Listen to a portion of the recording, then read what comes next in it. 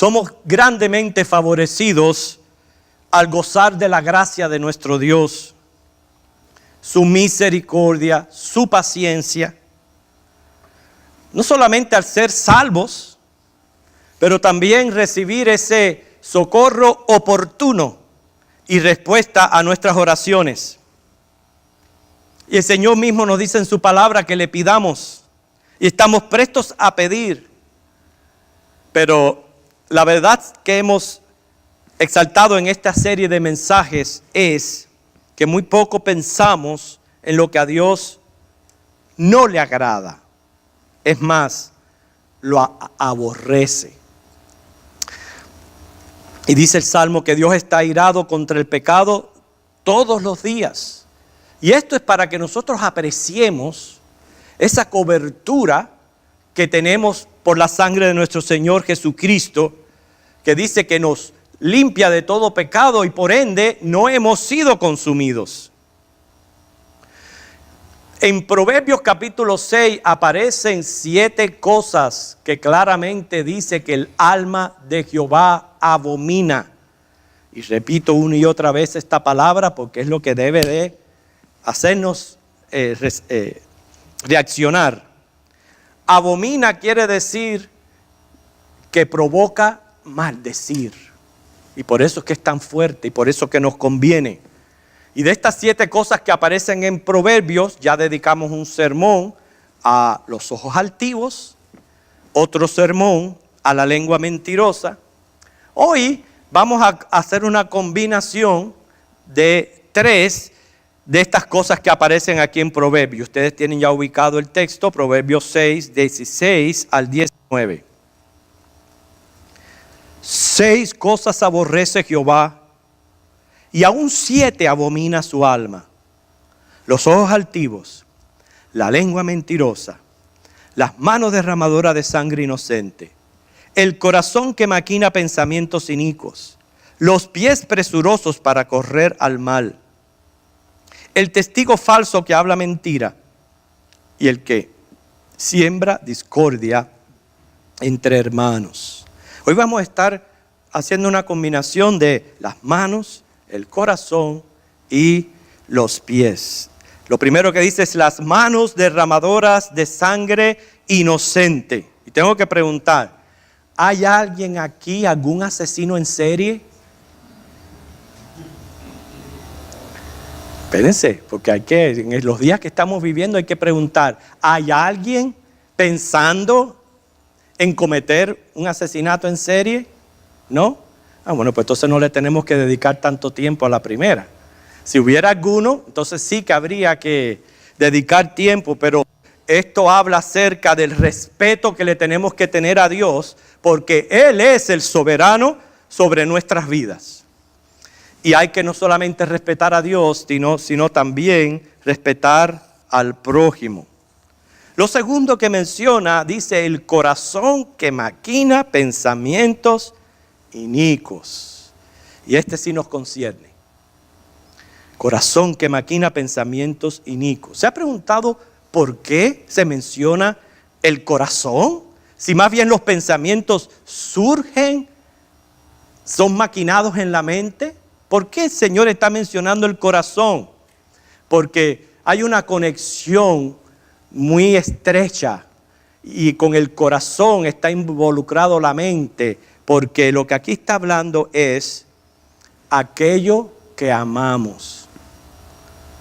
¿Sabe que pensamos y hacemos de acuerdo a lo que amamos? Por eso que está involucrado el corazón.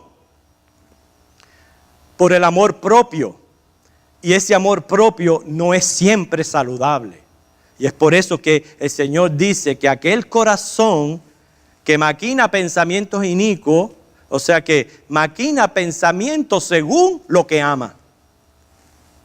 Por eso es que a medida que nosotros vamos creciendo en el amor a Dios, van cambiando mis sentimientos, van cambiando mis pensamientos, porque prácticamente el amor es el timón de todos los sentimientos. Y dice que del corazón sale lo malo. Mateo 15, 19.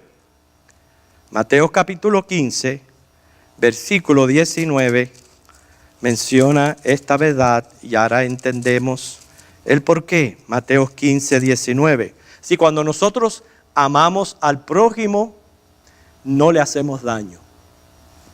Y es por eso que el corazón está tan envuelto tanto en pensamientos como en acciones. Mateo 15, 19. Porque del corazón salen los malos pensamientos, los homicidios, los adulterios, las fornicaciones, los hurtos, los falsos testimonios, las blasfemias. Mire todo lo que sale de un corazón que es malo. Por eso dice el Señor en Mateo 5:8 que aquellos que son de limpio corazón son bienaventurados. A mí me impresiona muchísimo algo que verdaderamente me conmueve. Y al ver cómo están los días de hoy y ver este mal casi desde el principio de la creación, y estoy ubicando Génesis 6, el versículo 5. Génesis 6, el versículo 5. Y ver cómo Dios se refiere a la maldad de los hombres antidiluvianos. Condición que no ha cambiado para nada en nuestros días. Y si se ve el aumento, más bien es porque son 7 billones de personas las que viven en la tierra. Porque la verdad que la maldad del ser humano ha sido desde la caída, desde el principio. Génesis 6:5 dice: y vio Jehová, la maldad de los hombres era mucha en la tierra, y que designios de los pensamientos del corazón de ellos era de continuo solamente el mal. ¿No le impresiona eso a usted? Hombres que no han acabado ya de hacer un mal cuando ya están maquinando el próximo. Quiere decir que están pecando, programando, planeando deliberadamente lo que hacen, y que todo eso es movido por el corazón, porque se aman tanto a sí mismos que no piensan en le hacen daño al prójimo, y obviamente lo menos que tienen en sus pensamientos es lo que le agrada a Dios, porque están buscando siempre su agrado. Por eso es que dice el Señor, están de continuamente en el mal. Pero hermanos, el Señor quiere que lo contrario, nosotros pensemos siempre en lo bueno, en lo que es provechoso, sobre todo lo que a Él le agrada. ¿Ha escuchado usted acerca del F-48? No se trata de un fusil, acabamos de mencionar de que aquí no habían asesinos en serie. No es un fusil, el F-48. No, el F-48 es Filipenses 4:8. Filipenses 4:8 dice que estemos continuamente corrigiendo nuestra mente y pensamiento, que pensemos siempre en lo que es bueno, lo verdadero, lo santo. Quiere decir que trabajemos con nuestra mente para, en lugar de maquinar pensamientos malos, los evaluemos y maquinemos pensamientos que son agradables al Señor. No podemos evitar que surjan estos pensamientos, pero lo que sí podemos evitar es maquinarlos. Pensemos, el poder de la mente es tremendo. Quiero decirles que muchas de las mejores películas, mejores hasta inclusive que las que produce Hollywood, las producimos nosotros en nuestra mente y en nuestros sueños. Increíble las películas que se producen en nuestra mente. Es más, si estuviera manifiesto a todos lo que va pasando por nuestra mente, ¿quién no se avergonzaría? ¿Quién no se avergonzaría? Así que sabemos ya con esta cosa que se menciona aquí en Proverbios, sí, aunque son inevitables, a Dios no le agrada el corazón que maquina pensamientos malos. Mejor dicho, ama la maldad. Y como ama la maldad, entonces la planea, la programa, la delibera, etc. Eso es lo que a Dios no le agrada. ¿Por qué? porque impulsa, motiva, acelera la acción de la maldad, la cual tiene mucho que ver con la quinta cosa que Jehová aborrece. Menciona también, dice, los pies presurosos para correr al mal. Es cuando ese pensamiento malo que lo ha provocado el amor que yo me tengo. Porque fíjense, si usted se pone a preguntar, la gente cree que no hace nada malo y siempre está justificándose sus acciones. Quiere decir que lo que hacen, lo hacen porque se aman mucho, pero yo repito una y otra vez, eso no siempre es un amor saludable. Y tenemos que amar a Dios. Pero cuando el pensamiento se convierte en acción, o sea, la concupiscencia da luz al pecado, lo que uno ama influye en la mente que maquina, esta entonces impulsa los pies, no literalmente, pero quiere decir que comete el acto. Lleva el acto a la acción. Aquello que se ha maquinado en mente y corazón, cuando dice los pies presurosos para hacer el mal, quiere decir que lo ha ejecutado, lo ha llevado en una acción, lo planeado. Y al pensar en todo esto que Dios aborrece, entonces, ¿qué tendríamos que deducir? ¿Que todos somos aborrecidos? Bueno, no se equivoca la palabra a decir, y Dios no es mentiroso, que estamos todos bajo maldición. Acuérdense, cosas que el alma de Dios abomina. Quiere decir, provoca maldición. Y si buscamos Gálatas capítulo 3, y vamos a perseguir dos objetivos con esta exposición. Primero, hermano, apreciemos la justificación que tenemos en Jesucristo. Y segundo, veamos maneras prácticas de cómo resolver todo esto que está sucediéndonos. Gálatas 3, 10 al 4. Y escuche, estamos todos bajo maldición, pero no sin solución. ¿Entiende? Definitivamente no hay una persona aquí que pueda levantar la mano y decir, nunca en mi vida he maquinado un mal pensamiento. Nunca. ¿Verdad que no? Como no hay una persona que pueda decir, nunca he maquinado un mal pensamiento, estamos bajo maldición, pero no sin solución.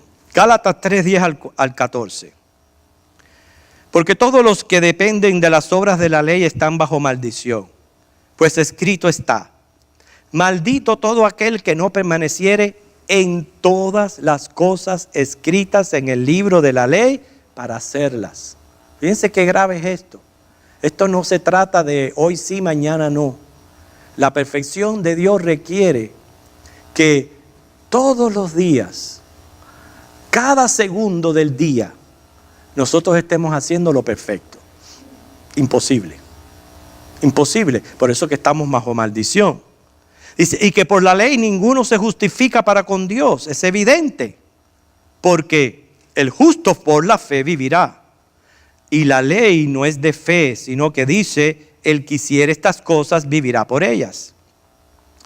Cristo, por eso decimos que hay solución, nos redimió de la maldición de la ley, hecho por nosotros maldición, porque está escrito, maldito todo el que es colgado en un madero, para que en Cristo Jesús la bendición de Abraham alcanzase a los gentiles, a fin de que por la fe recibiésemos la promesa del Espíritu. Así que lo primero que quiero recalcar es que aunque estamos bajo maldición, no estamos sin solución por la obra de Cristo a nuestro favor en la cruz del Calvario. Entendemos por qué Pablo dice en Romanos 1, ninguna condenación hay para los que están en Cristo Jesús. Los que no andan conforme a la carne, sino conforme al Espíritu. Ninguna condenación. Pero un momento, no siempre ando conforme al Espíritu. ¿Cómo yo resuelvo este conflicto interior que experimento todos los días de querer agradar a Dios, pero a su vez la carne está demandando satisfacción. ¿Cómo puedo resolver yo este conflicto? Lo puedo resolver en Jesucristo. Número 1, primera de Juan 1:9, la sangre de Cristo nos limpia de todo pecado. Segundo, Juan 16:8, el poder del Espíritu Santo nos santifica. Quiere decir, tenemos la sangre de Cristo para poder tener limpieza de pecados, pero también el poder santificador del Espíritu que nos va ayudando en este conflicto. Estuvimos leyendo parte de las Escrituras inspiradas, lo que dice Pablo, cómo Pablo expresa dando testimonio de lo que él mismo experimentaba. Romanos 7, busquemos Romanos 7. Fue nuestra lectura bíblica, pero con el objetivo de preparar nuestra mente para lo que estamos exponiendo.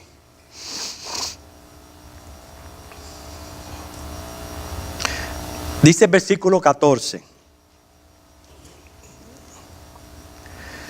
Porque sabemos que la ley es espiritual, mas yo soy carnal, vendido al pecado. ¿Cómo? ¿Pablo? ¿Pablo hablando así? Bueno, esa es su experiencia, ese es su testimonio. Dice, vendido al poder del pecado.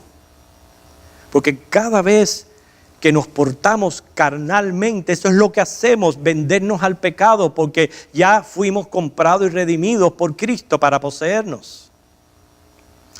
Ya el pecado no tiene derecho de gobernar nuestras vidas. Cristo nos compró con su sangre. Pero ve, aquí se presenta un conflicto, y un conflicto no solamente real en la vida de Pablo, sino en la vida de cada uno de nosotros. Sigue diciendo los versículos 15 al 20, porque lo que hago no lo entiendo. Pues no hago lo que quiero, sino lo que aborrezco, eso hago. Y hermanos, qué bueno, buena señal, que usted reconozca la diferencia y que en efectivo usted aborrezca lo que hace mal.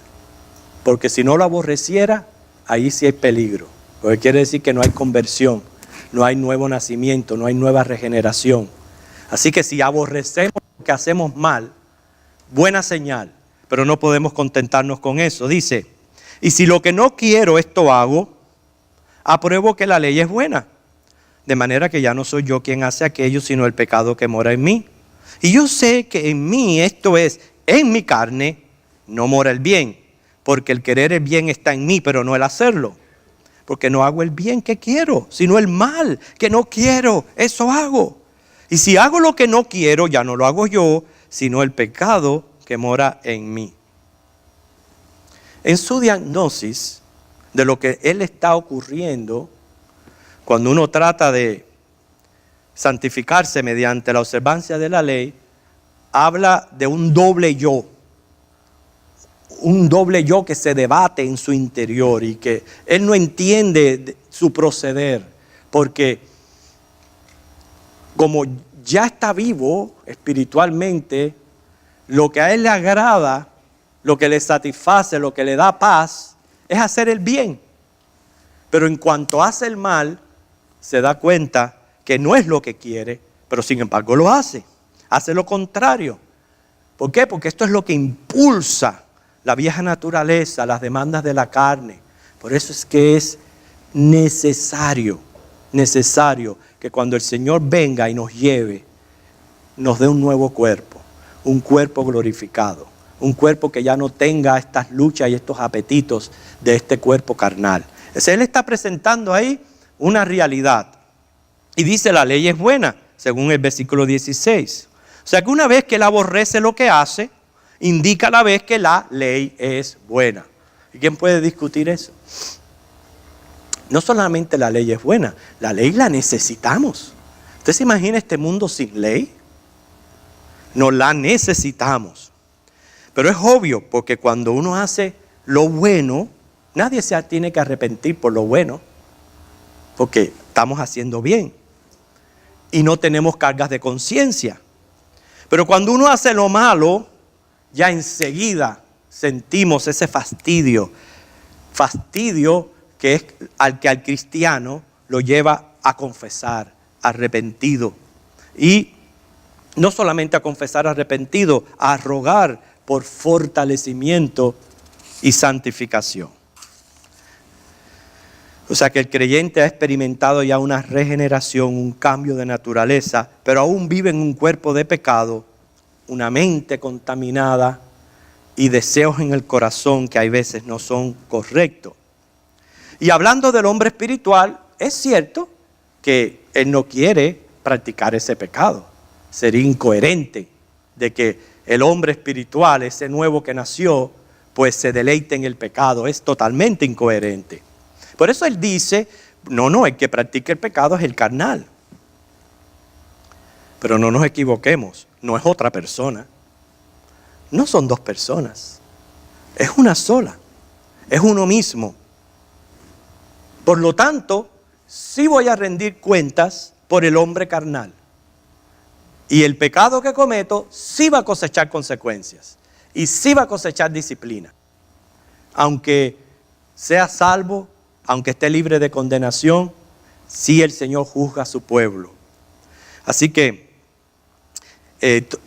tenemos que tener mucho cuidado con la manera que interpretamos estos versículos de Pablo, porque puede darle rienda suelta a ciertas filosofías que existen en el mundo y que existieron durante el tiempo de la iglesia primitiva, como fue el gnosticismo, que fue un movimiento religioso filosófico que se manifestó en los primeros siglos de nuestra era, constituyó una fuerte amenaza contra el cristianismo porque mezclaba conceptos zoroastras, platónicos y judeo-cristianos. Ejemplo, ¿qué hacía una tarde Aristóteles con Sócrates? Salieron a comer con Platón. Si usted ha estudiado filosofía, podrá entender lo que acabo de decir. No, el gnosticismo mezclaba conceptos de estos filósofos que afectaron no solamente la generación de aquellos tiempos, la iglesia, y continúa siendo una influencia negativa en nuestros días. Fíjense que Pablo y Juan tuvieron que atacarlos en sus epístolas, porque ellos creían en una esfera espiritual pura y perfecta y un universo material esencialmente malo. Era como un dualismo. Concebían a un Dios que no podía actuar directamente sobre el mundo de la materia, sino por medio de un creador o artífice subordinado de rango inferior, distinto a la deidad suprema. Por eso que tenemos que tener mucho cuidado, sobre todo con los conceptos que hay por ahí acerca de la persona de Jesucristo, porque hay muchos negando su divinidad, creyendo, influenciado por estas sectas, de que sí, que Él es un intercesor, pero inferior a Dios, y un salvador, pero que no es Dios. Y hay que tener mucho cuidado con eso, especialmente los testigos de Jehová, los adventistas del séptimo día, tienen un concepto de Cristo que no es el correcto, no es el bíblico. Por tanto, son sectas camuflajeadas como cristianas y de las peores. Es más, si yo fuera Satanás, eso mismo yo haría. Usar las sectas para mezclarme en el cristianismo y sembrar confusión. Ellos creían en ciertos eones que iban pasando de una esfera espiritual. Mientras más cercanos estaban a Dios, eran más puros y perfectos. Pero mientras más cerca estaban de la tierra, entonces eran carnales, eran materialistas. Y este era el concepto que tenían. Algunas sectas ascetistas prohibían inclusive el matrimonio con el fin de llegar a la comunión con Dios. Y es aquí por qué les estoy hablando del gnosticismo. Enseñaban que no había influencia mutua entre el cuerpo y el alma. No había influencia. El alma se podía dedicar a contemplar lo espiritual, a Dios, y el cuerpo a darle rienda suelta a sus apetitos. ¿Ve? Ellos no pensaban que no había una relación de uno con otro. No es lo que está hablando aquí Pablo Cuando dice, no, porque el carnal es el que hace el pecado y el espiritual no. Y eso no puede ser entonces una excusa para mí, para entonces yo ser un cristiano con un pie en la iglesia y un mundano con el pie en el mundo. No es lo que estamos hablando aquí. Ni es lo que estamos promoviendo con esto que Pablo está enseñando. Sino mostrando nuestra realidad, lo que está ocurriendo en nuestro interior, en todo, que es lucha. Y si estamos en lucha, demos gracias al Señor, porque el que no está en lucha es porque no ha sido salvo todavía. Pero si usted está en lucha y hay contradicción y hay señal cuando usted hace lo bueno y cuando usted hace lo malo, eso es lo que estamos hablando aquí, que hay un combate entre lo carnal y lo espiritual. Por eso es que Pablo prorrumpe no solamente una versión reconociendo lo que le está sucediendo, sino dándole gracias a Jesucristo. Miren los versículos 24 y 25. Miserable de mí, ¿quién me librará de este cuerpo de muerte? Fíjense que a medida que uno va madurando, creciendo en conocimiento, y precisamente va cambiando mi corazón, las cosas que yo amo, si yo estoy amando a Dios, si estoy amando al prójimo, si ya voy pasando de un antropocentrismo a un teocentrismo. Ejemplo, vengo a Cristo porque Jesucristo me libra del infierno, me salva de la condenación. ¿Ve? El fuerte está en el pronombre yo. Sí, yo vengo a Cristo porque me salvo de la condenación. Pero a medida que yo voy creciendo en el conocimiento, se trata entonces de no hago esto porque no le agrada a Dios. Es más, si fuera procurando mi agrado, rienda suelta le daría a la carne. Pero no, mi freno está en que amo a Dios y le quiero agradar. No quiero que Él se sienta triste por mis acciones. No quiero provocar ni aborrecimiento, ni menos abominación en Él. Ve, ya va cambiando mi actitud y mi mente hacia Dios. Por eso es que tiene que cambiar el corazón, tiene que cambiar lo que yo amo.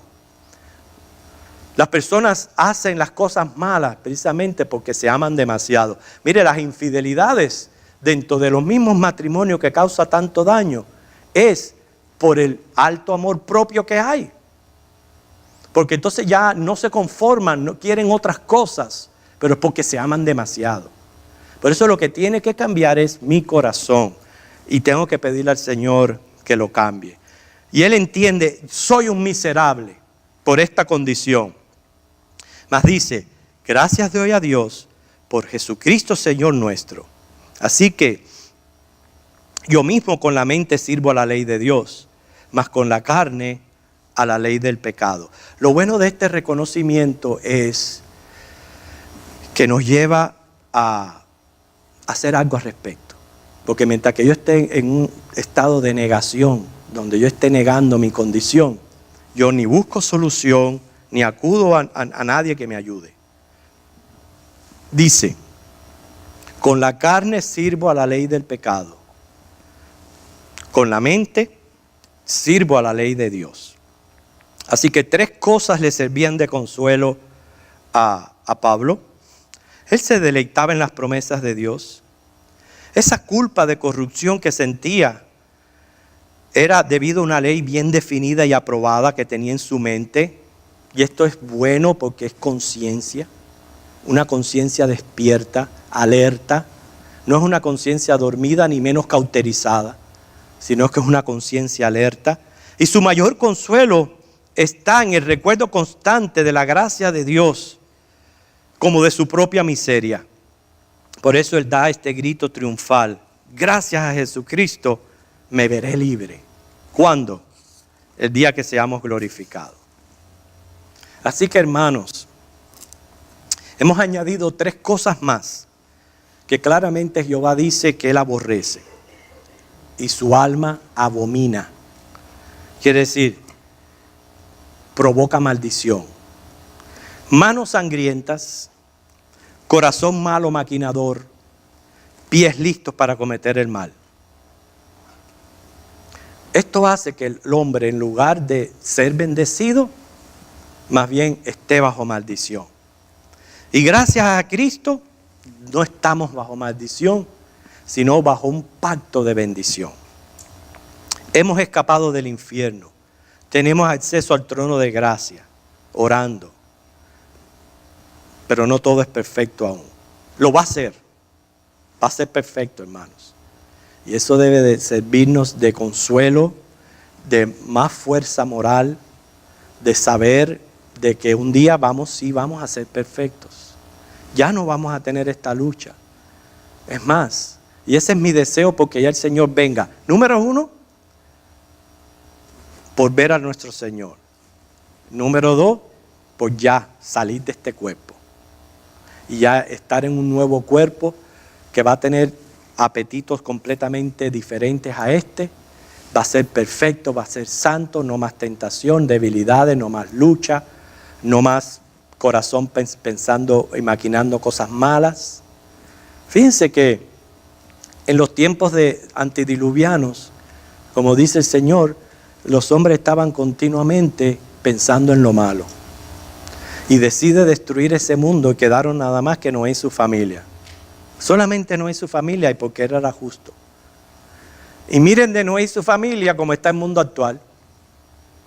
¿Cómo está el mundo actual? ¿Acaso no estamos viendo lo mismo, hombres continuamente maquinando lo malo y llevándolo a la acción? Nosotros los cristianos quizás le ponemos un poco de freno a las acciones, pero en la mente y en el corazón ahí siguen esas luchas, esas batallas, mientras que estemos en este cuerpo.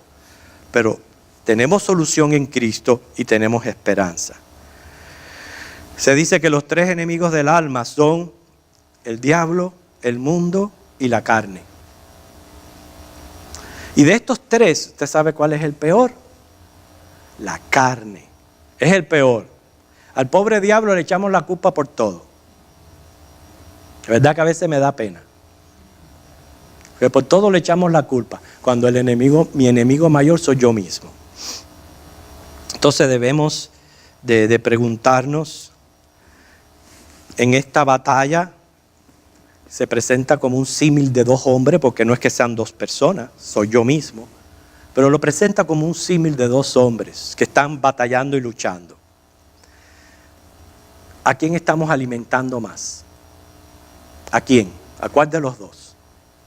Porque queremos con la mente servir a Dios, pero la carne está exigiendo demanda. Miren, va a salir triunfante el que más usted alimente. Si usted alimenta a la carne con cosas mundanas, pues ese es el que va a estar fortalecido. Y es más, la Biblia habla de cristianos carnales. Pablo le habla a los corintios como cristianos carnales. Pero si usted se alimenta con la palabra, con estudios, con mensajes, con cosas que a Dios le agrada, ese hombre se va a ir fortaleciendo cada vez más y su lucha va a menguar, va a ser más fácil. Sabiendo ya, hemos expuesto que a Dios no le agradan estas 3 cosas. No podemos caer en el error de los gnósticos, pensando que lo que hacemos con el cuerpo no tiene nada que ver con lo que hacemos con el alma. Hay que estar conscientes de nuestra lucha interior. Y aunque es cierto, sí es muy cierto que quien peca es el viejo hombre, es cierto, el nuevo no peca porque el nuevo ya está regenerado y convertido y está pensando en lo espiritual. O sea que el que peca es el carnal. Pero no es excusa que quita la culpa, sino nos lleva a Jesucristo y seguir confiando en su gracia. Agradezcamos nuestros logros espirituales, pero enfoquemos en todo lo que aún nos falta por alcanzar. No hagamos como Robin Hood. Usted sabe que Robin Hood es famoso porque le robaba a los ricos, ¿verdad?, para darle a los pobres. Bueno, pues cierto día se encuentra con un mendigo. Y Robin Hood le pregunta, ¿eres pobre? Que si no soy pobre, si no tengo ni para comer. Dice, bueno, pues aquí está esta bolsa de dinero. Cuando el mendigo abre la bolsa de dinero, ¿qué cantidad de dinero? Soy rico. Soy Robin Hood que le roba a los ricos y le doy a los pobres. Dame la bolsa.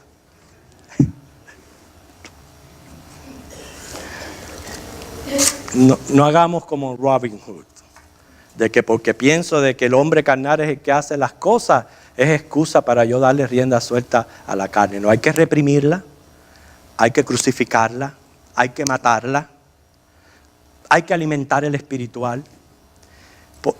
No tanto para evitar, hermano, las consecuencias del pecado, es por buscar el agrado de Dios.